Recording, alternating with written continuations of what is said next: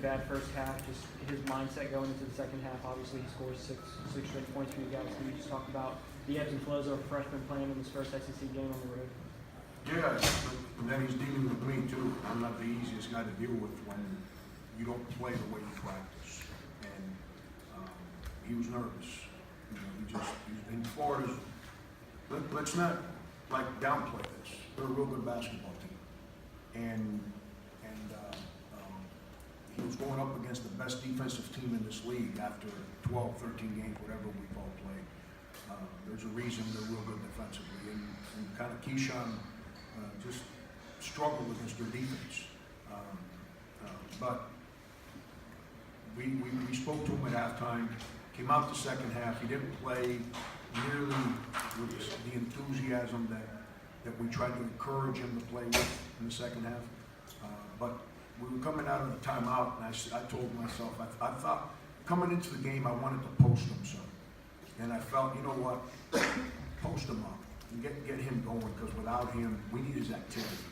And then he got the post up, then we come up with the steal, he gets a dunk, he comes right back, we makes that little, we ran something else for him again, he makes that little jump shot right from the foul line there. Keyshawn's gonna be a real good player, He's scratching the surface of what he can do right now. And with him, it's working. He doesn't understand yet how hard you have to play. That's something that has to come. I'll tell you what I learned from him today. He can take coaching.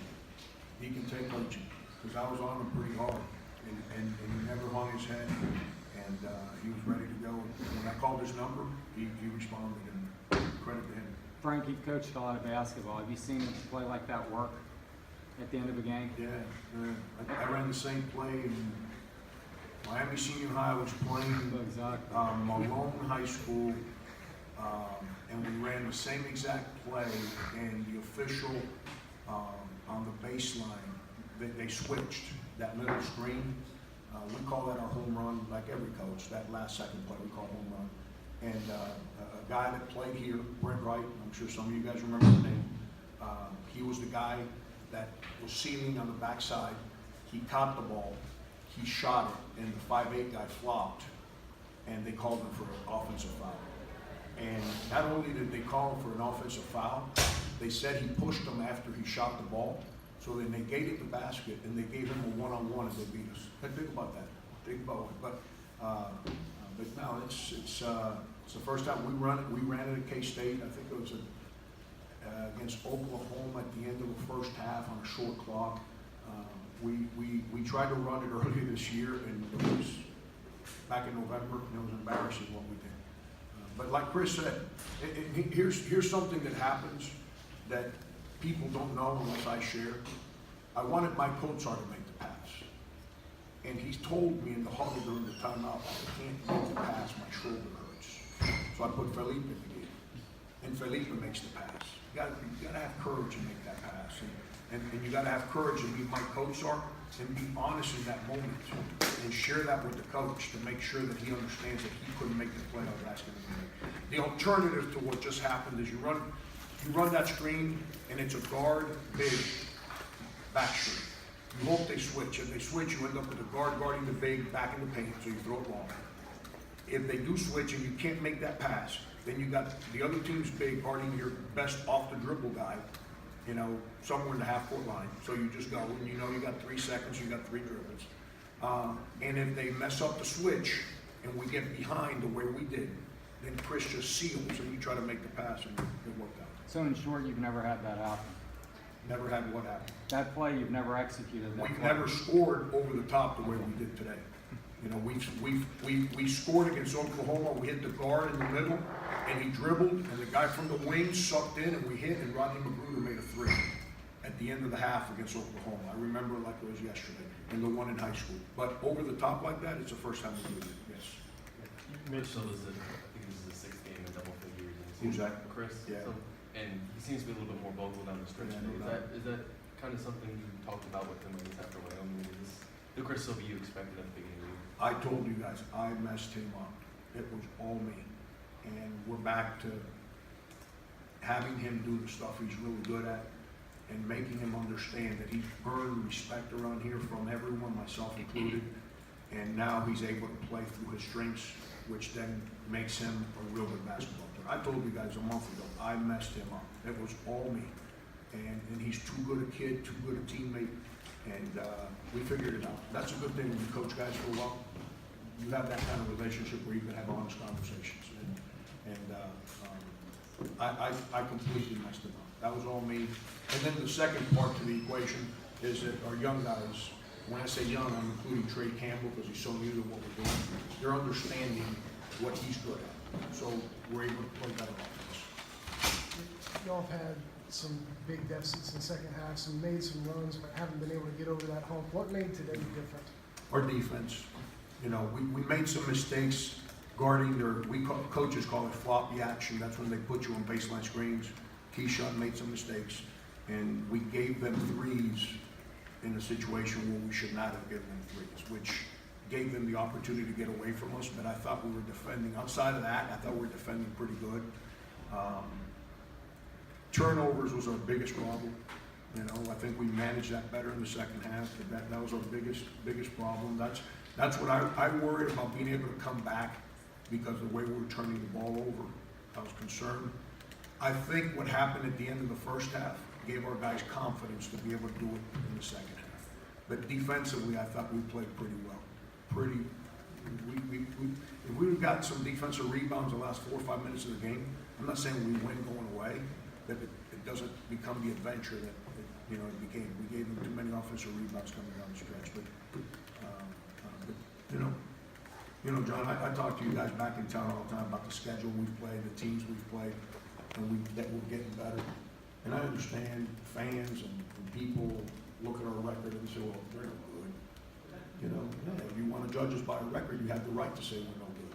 But in that locker room, we don't judge ourselves by a record. We judge ourselves by the way we approach every day. And those kids have gotten a lot better. And I've got a lot of confidence that they're going to continue to work on better. Frank, another guy that hasn't been playing as well as Felipe. He has the confidence to make that pass even with Mike kind of last second. Where was he kind of mentally in this game and this last stretch of play for you? Felipe is struggling with physicality. I'm just being totally honest with him. He struggles with physicality. It's not something that he grew up used to. And, you know, he's learning to adapt to that. He really is. And here's what's crazy is he's a lot better at it right now than he was a month ago. And he's going to keep working at it. I'm going to keep challenging him to get better at it and just accept that it's part of the game and not run away from it.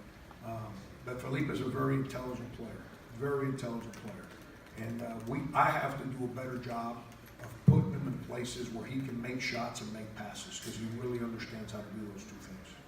Had he ever thrown that? It's a Coach-Art play, but had he Yeah, ever not in thrown- practice. Not in practice.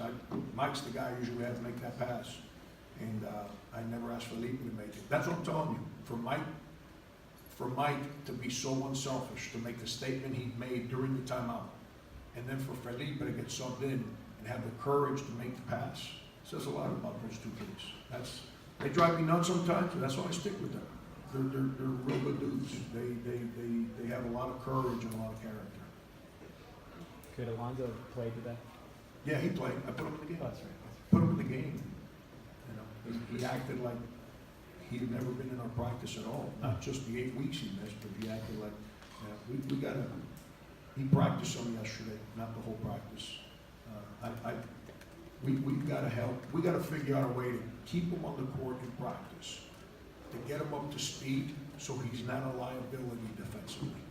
And right now, he's a liability defensively. And I'd like to make one comment because the question was asked to the players, and I'm comfortable with how they answered it. I don't think, and I'm not here to judge reporters. I don't think asking players about the officials, the question, ask me that, and I'll be more than happy to answer it. The game was officiated the right way. I understand people don't like teams that play like Florida and play like us, where we don't get out of the way defensively. We actually stay in the way and make it difficult for teams to score. And the guys called the fouls over there. We fouled. You didn't see me complaining on my fouls. You got to ask Mike what he thinks. They called the game the right way. The question wasn't whether they called the game the right way. Yeah, I heard the way it was, but they're asking me that. Yeah, Well, I'm that's just that. asking whether it had a hard time getting the flow.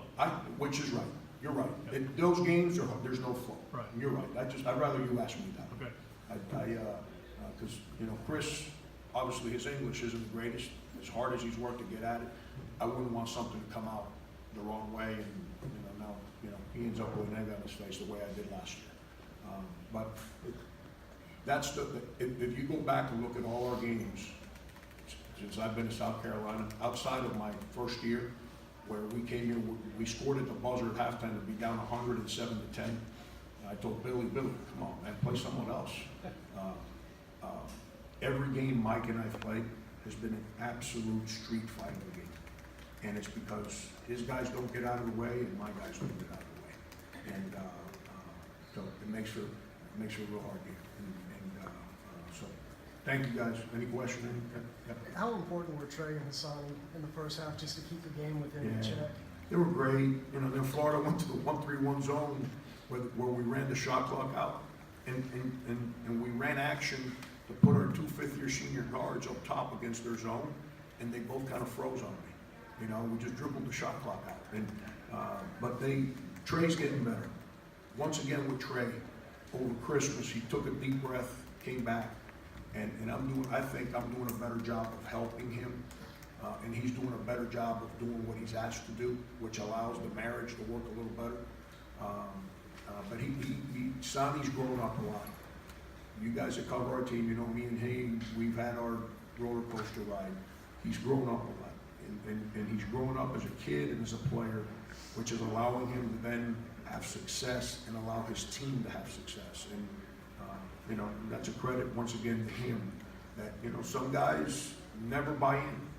He's starting to buy in, and it's never too late. I don't care what you do in life or how old you are. It's never too late to buy in. And he's starting to figure it out. So yeah, both of those guys were big time in the first half. Thanks, everybody. Thank you.